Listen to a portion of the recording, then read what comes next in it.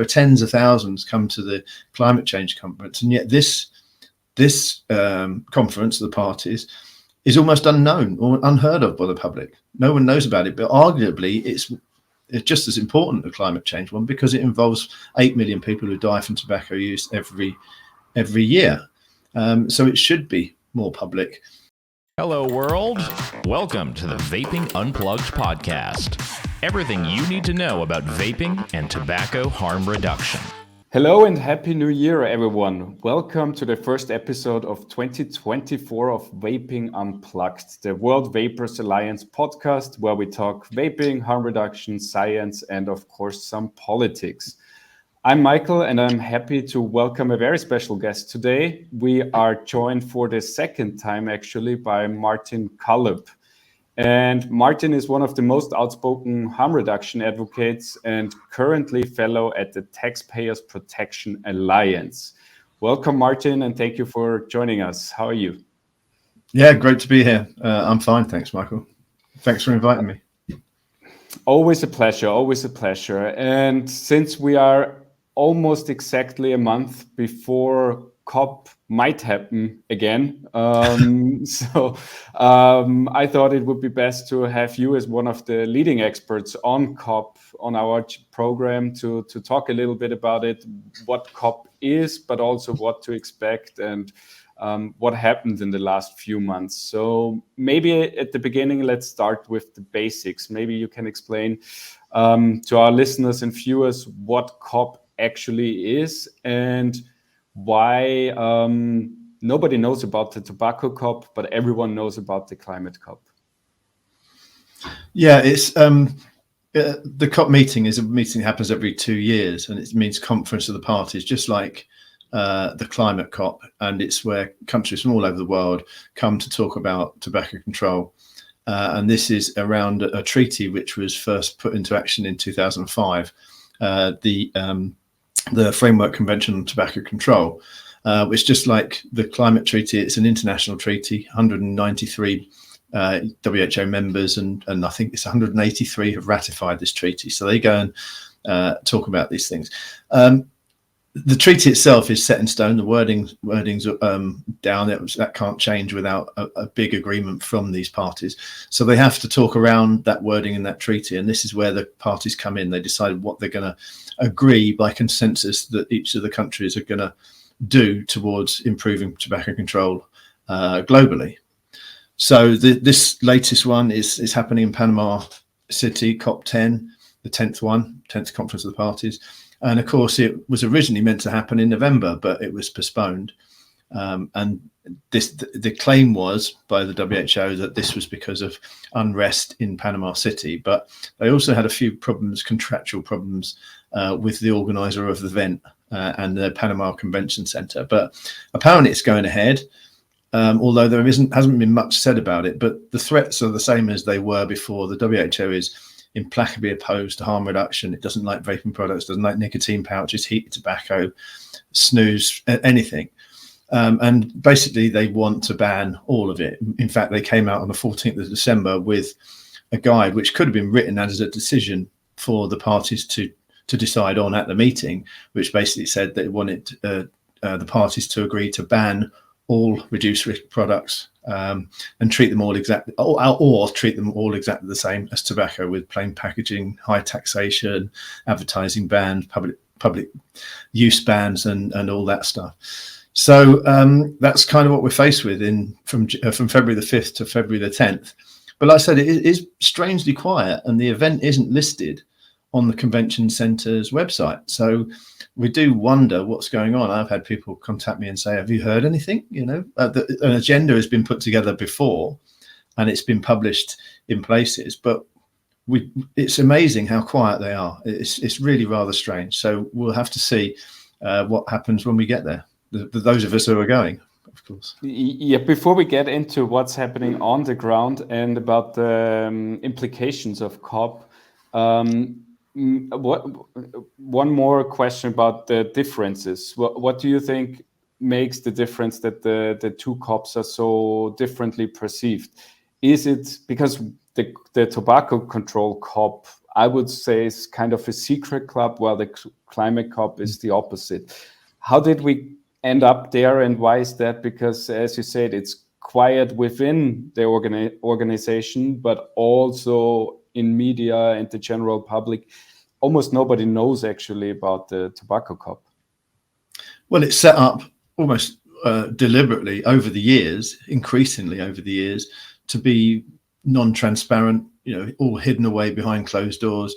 In the past, they used to invite observers to watch, and even industry used to turn up years ago, but slowly and surely over time, they've made it more and more difficult to take part. In previous conferences, they've thrown the media out and the public by lunchtime on the first plenary session. And they once famously even refused to allow Interpol to come along, the international police force, because they work on illicit trade issues with the tobacco industry, which you'd expect them to. I mean, that's part of their job. So it's almost a paranoia from the organisers around this conference. They really don't want to have a debate. They want any observers who are coming along to agree 100% with everything that International Tobacco Control Administration wants from these conferences. It wants to often, by bullying means, order countries to do what its administrators want them to decide, which isn't really the point. The parties who make the decisions of this. The parties are the signatories to the treaty, and they're the ones who make the decisions. So the administration, the FCTC convention, can make recommendations and they can draw up reports and provide evidence. But at the end of the day, the people who make the decisions are the national delegations, the parties to the convention. This is totally opposite to the climate change one, where everyone's invited, the public is invited to. And in fact, it's complete opposite of most UN organizations, which are very accepting of the public if they want to come along. It normally means just give us your name and tell us when you want to come, and we'll tell you how to get in. But with this one, you have to jump through all those hoops. At the climate conference, it's on TV and it's televised sessions. Industry is brought to the table as well, because everyone has an input. All stakeholders have a right to be involved, and there are tens of thousands come to the climate change conference. And yet this conference of the parties is almost unknown or unheard of by the public. No one knows about it, but arguably it's just as important, the climate change one, because it involves 8 million people who die from tobacco use every year. So it should be more public, but you just get a feeling that they quite like it behind closed doors. They don't want to have a debate. They don't want people to offer challenging opinions to them. So therefore, they try everything they can to exclude and be as opaque as they possibly can. Yeah, that's very baffling to me, especially if we look at the WHO in general, with all their problems of post-COVID times and lack of transparency and legitimacy, and people questioning actually their authority. I don't understand why they don't open up and give more transparency to consumers, because that is the other part. Consumers are completely excluded of this conference, but those are the ones who are affected by all the decisions they will reach or they want to do. And with that, you already mentioned it. If they could have their way, they essentially want to ban all safer nicotine alternatives. How do you see that, and what do you think will the actual outcome be of the next COP? Well, just my personal opinion, I think this postponement hasn't gone very well for the WHO at all. And they prepared long and hard for this event to happen in November, and for whether it's the unrest or whether it's the problems with the contract with the organisers that meant that they had to cancel it or postpone it. I think it's not worked very well for them. I think they're going to lose some of the impact from that. There are really incredibly bad threats in there. Banning nicotine pouches and banning flavors and banning open systems, all these things they want to do, and redefining what smoke is, a redefinition of the word smoke, which really is just beyond the power. You try and tell people that and they probably think you're a conspiracy theorist, but that's actually in their reports what they want to do. But they kind of were getting up ahead of steam, and then this is kind of hitting them. They had everything planned, and then, like I said, it's been very quiet since then. Nothing's really happening. But in the meantime, you've seen For example, Chile has just decided to regulate vapes instead of ban them, and there's positive things happening in Indonesia and Thailand. And you're finding governments are rejecting some of the proposals of WHO. So this just means now it's happening in February instead of November. There are going to be more delegations which are looking at regulating that will probably say, look, we don't want to ban these products. We've just decided we're going to regulate them and tax them. And they're not going to join the consensus. So I think the delay has quite harmed the FCTC administrators, the Bureau and the Secretariat, because they were really going gung-ho. They were going all in on the prohibitions here. And that document that was released on the 14th of December was almost like, it seemed to me, a last throw of the dice. This looked like this was set up that what they were going to present to the parties when they arrived in Panama. The timing of it was just after the postponement. So I think they've lost the element of surprise there. I think consumers have been much better organized for this COP than ever before. We're aware of what the threats are. We're aware of what they're doing, whereas before they might have been able to slide under the radar. And you notice that the list of participants has been published now, which was handy for us consumers, because normally they don't publish that until after the COP or 3 days into the COP, so you don't know who's going to be on the delegations. But they've published it now, and they published it in December.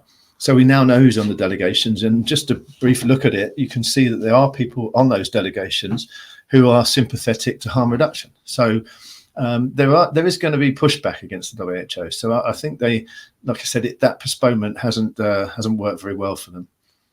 And I learned just yesterday that in 2024 there will be more than 60 national elections worldwide. So I hope that a couple of those countries then think twice if they want to approve bans on vaping or something like that, and really want to go through that during an election campaign. Unfortunately, the UK is kind of a counter argument to that, because they don't seem to care about or even think that this will win an election, which the polls don't suggest. But it can go both ways, I would say. Well, that's the thing, all of these parties have been preparing for this meeting in November, and they had their positions all run through by their government and approved by the government, their delegations approved by the government. But now you're going to have delegates who can't make it because they've got other plans that they've set in. You're going to have, exactly like you said, there are some governments which have changed since the positions were put in place, and a new government might say, we don't like that position, we'd like to have another one.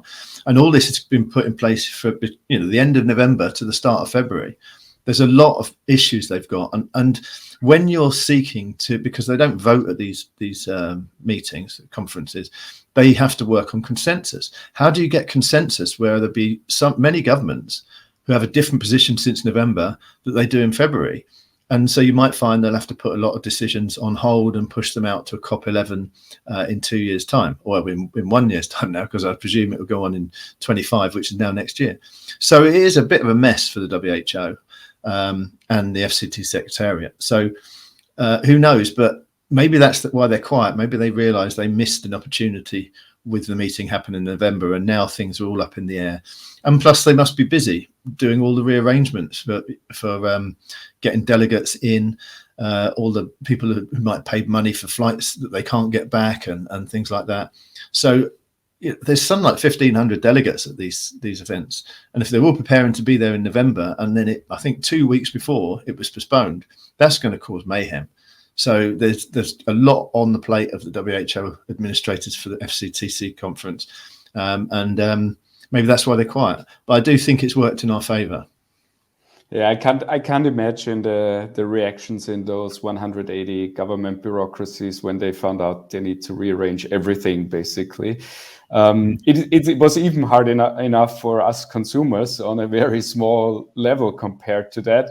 But maybe with that, we move into this, and you tell us a little bit what consumers actually can do, even though we are excluded from the conference, and about TPA's plans for Panama itself. Yeah, well, the list of participants, as in who the delegations are, has been published. So you should be able to Google it, just list of participants, FCTC COP10. And whichever country you're in, you can find out who is scheduled to be on your delegation. to go to this conference. And you can write, if you can, find out their email and write to them, because that's the way you influence this conference. You know, your government is sending a delegation to this conference. So the way to talk to your government and say, go to this conference, act in my interest, is to contact the people in your own country who are going to be going there, or to your government, or to your elected official, or however you normally speak to the government in your country and civil servants in your country. So that's the way, because we still have, I think, 3.5 weeks until the start of the conference. If you can get your messages in to the delegates or to whoever can speak to the delegates, and just say that we're watching you. Consumers are all watching you. We know this conference going ahead. We know the threats that are involved, and we want you to go and speak up in our interests against those threats that the WHO wants to force through, without any evidentiary base for it and without any scientific backing for what they propose. I mean, they've just cherry picked which research studies they've chosen to give out. They've drawn up incredibly biased reports for the parties. So it's our duty and our role to give our representatives the truth and say, this is what's actually happening. This is how useful these products really are, you know, and give you a story and say how it's improved your health, and say, don't go to this conference and achieve consensus to ban these products, because what am I going to do? Well, I'm probably going to go back to smoking if you ban everything else. So yeah, just get your stories out there and try and influence it from within your country. But that's the way to do it, because then the more messages they get from people saying don't go and agree with the WHO, the more they might think about it when it gets to the meeting in February and they sit down to make decisions and have discussions. And that will definitely be an element of surprise for those delegates, because in a lot of countries, those are the bureaucrats who normally don't receive messages from the public. So I think that definitely can influence their way of thinking, at least, or maybe questioning some of the positions they're about to decide on. Yeah, that worked when we were campaigning against medicalisation of vaping by the EU in 2012, 2013, because members of the European Parliament were getting thousands, hundreds or thousands of messages from people when normally they never got any, and they had bulging postbags from vapors all over Europe, and it definitely swayed them. It forced them away from the medicinal licensing route for vapes, which would have killed vaping stone dead like 10 years ago, and moved on to the Tobacco Products Directive that we have now, which is fairly reasonable regulation. Maybe some things that could be tweaked, but it's worked. Unfortunately, the EU is hoping to revisit that and change it again. These people never give up, don't they? But we'll have to do it again as consumers. But yeah, that's what worked against the EU and its silly plans last time, and it can work again. So just make yourself known to your officials and say, when you go to this conference, we don't want you doing what the WHO wants to do. Banning these things will be totally counterproductive and will force people back to tobacco. And that's the thing that they claim they want to stop people doing. And yet they're doing they're pulling up policies which are going to protect the cigarette trade from competition from less harmful nicotine products, which is crazy. So just talk to your representatives and say, go to this meeting and vote. No, don't vote. Just speak up in our interests and don't achieve consensus on anything that's going to ruin harm reduction for consumers and for people who are currently smoking. Fantastic last words, basically. But one final question. So will you be in Panama then, personally? Yeah, the Taxpayers Protection Alliance had a war room all set up and ready to go in Panama City. We had, I think, 27 experts were coming over. And then, of course, the WHO postponed theirs. So ours were put on ice for a bit until we found out what's going on. And now we've had to change the hotel, and some of the experts can't come. Like you were saying about what problems it caused us consumers on a small scale. Imagine that chaos happening for the WHO FCT Secretariat. But yeah, we've had those problems, but we're going to have plenty of experts there. Some have dropped out, some new ones are coming in to replace them. So we will still have a war room. We still have a hotel with plenty of discussion, and we'll be there when the conference is on, and we can hopefully react to anything that happens in real time and just have a discussion about these things and raise the profile of harm reduction in Panama at the time of COP10. So yeah, we're looking forward to it. It's a long way for me to go, but we've got plenty of Latin American people coming down there, obviously, because it's easy for them to get to. And we're going to do our best to speak some common sense while the bad COP is going on down the road. The good COP event, which is what we're calling it, is going to be happening. We're going to have all some good guests and people who are on the right side of history, like we all are in this side of the debate. And maybe running into one or the other delegate late night at the hotel bar might be fun as well, which is possible in Panama, I assume. Yeah, it would be good to get in a discussion with them. Although normally, as we found at COP8, if you see one and try and talk to them, they run away very fast. but yeah, you never know. It'd be nice to get some constructive discussion going. It would be very unusual for COP meetings, but that would be good. Cool. Thank you so much, Martin, for giving us some insights into COP. I think that's very helpful, and we need to raise as much awareness as possible about it because we all are affected by it, at least indirectly at some point. So thank you again, and take care and have a good day. Yeah, thanks for inviting me. See you later. And that's it. I hope you liked this episode and you got some new insights and information about COP10, which will be happening in February. If you want to know more about the World Vapers Alliance, go to worldvapersalliance.com or follow us on social media, Twitter, Instagram, Facebook, whatever you use, Vapers-Alliance.